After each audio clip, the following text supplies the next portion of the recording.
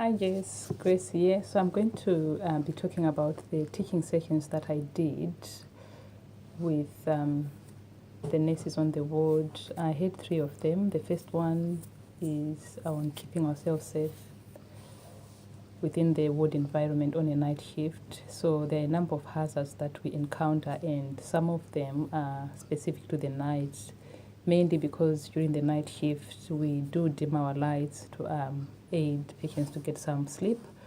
And with that comes the risk of us tripping over things that we may not visualize either as we walk in the corridor or as we go into the patient's rooms. So because we already have information for us to go through within our health and safety information, things that we need to be doing like decluttering, I actually took the nurses into the room to show them what the decluttering was actually and what things we are likely to encounter. So firstly, I showed the nurses and the night switch, which is located outside the room. The night light enables us to be able to see the room and what things are around.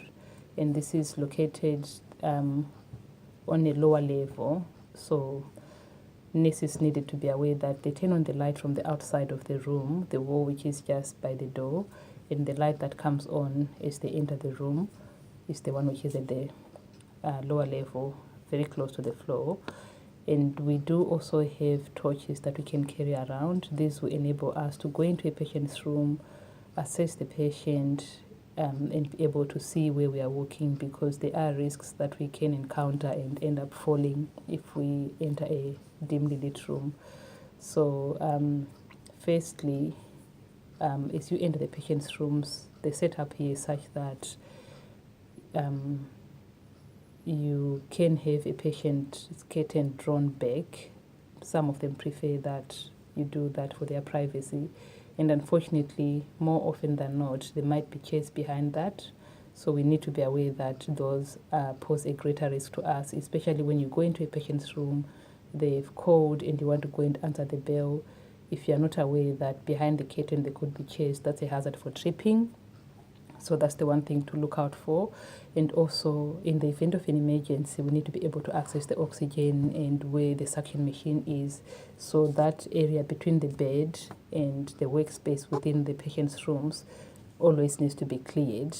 During the daytime, sometimes patients do want to have their gadgets put on the surface, like on the bedside table, if it's between the bed and the work surface, because most people now have their gadgets by the bedside to do either work or to connect on social media.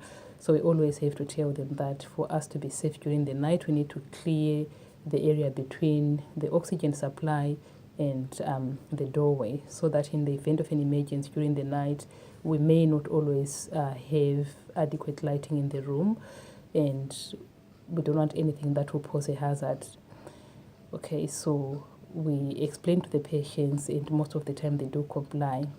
And we also have things like our ACD machines, which are really important for preventing clots. But the trouble that these pose, they've got long cords, and most of the time you find these cords are on the floor. Again, that's a tripping hazard. So I did show the nurses that we can safely put the cords along the bedside over the bed rail and plug them in such a way that on the floor there is nothing, because more often than not, again, these cords, either the tubing from the ACD machine or the electrical cord that needs to be plugged in, will just be on the floor, and that is also another risk, which is mostly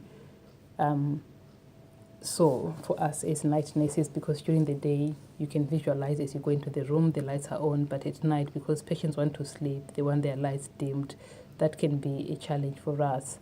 And we always make sure the patient's call bell is handy, so that if they need help, it might be that they've dropped something, they don't have to feel that there is a need for them to get out of bed if they are unsteady on their feet, or if they need to call out, we always encourage them to call out. So I showed the nurses how we can safely keep the call bells on the patients. We can either just tuck the cord under the pillow, put the securing device which we have on the call bells on the sheets so that the patients can call us, and that is safe for them. It is also safe for us if the patients can call us.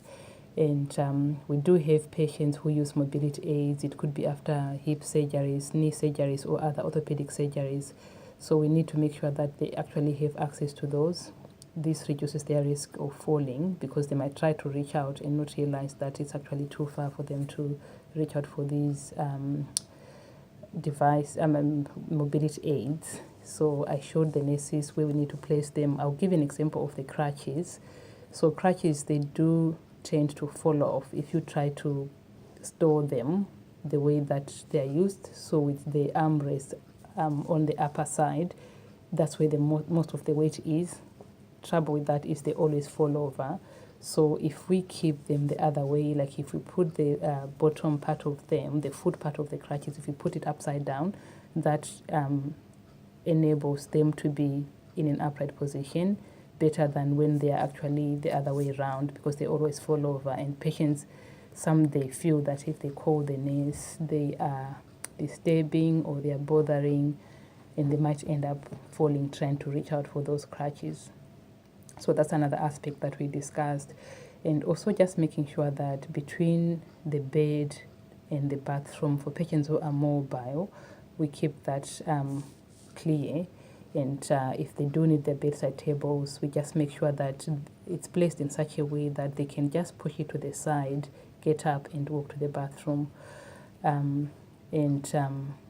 The other thing is always to ask our patients to call us if they need to, so that we can be there to assist or supervise or whatever we have to do. It's safe for the patients. It's also safe for us, because if they fall, we might end up having to help them out, and that can result in a whole lot of issues like back injuries if we don't do our transfers correctly.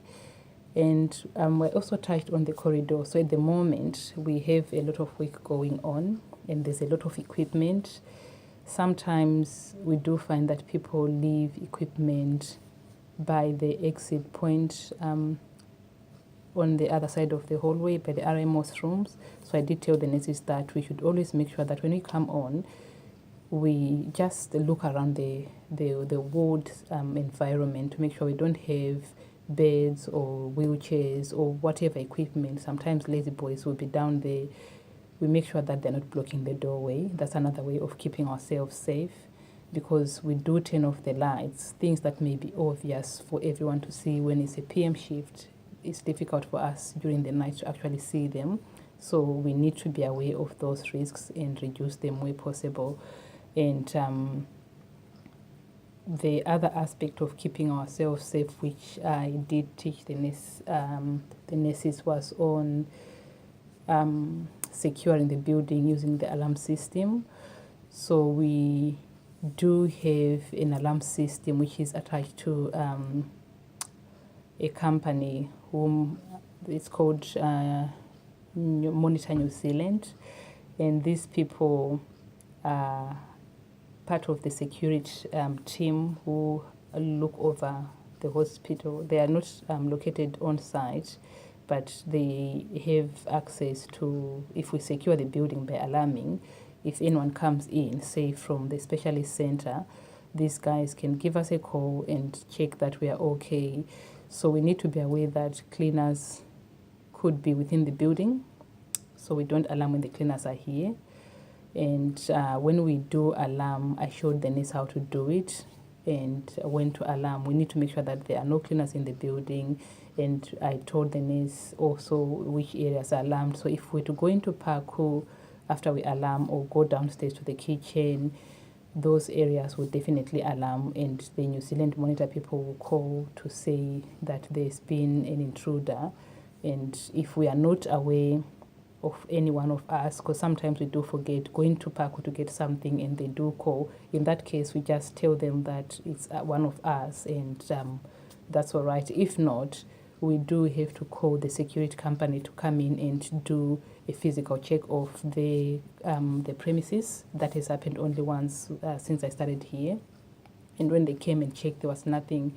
So that is the overall safety within the hospital, because obviously being a hospital, we do have people who might want to come and steal, people who might want drugs or anything along those lines. People might just, we are a soft target, so to speak, because they know they're just nurses. And the other thing I also showed the nurses was the panic button, which is located under the reception desk.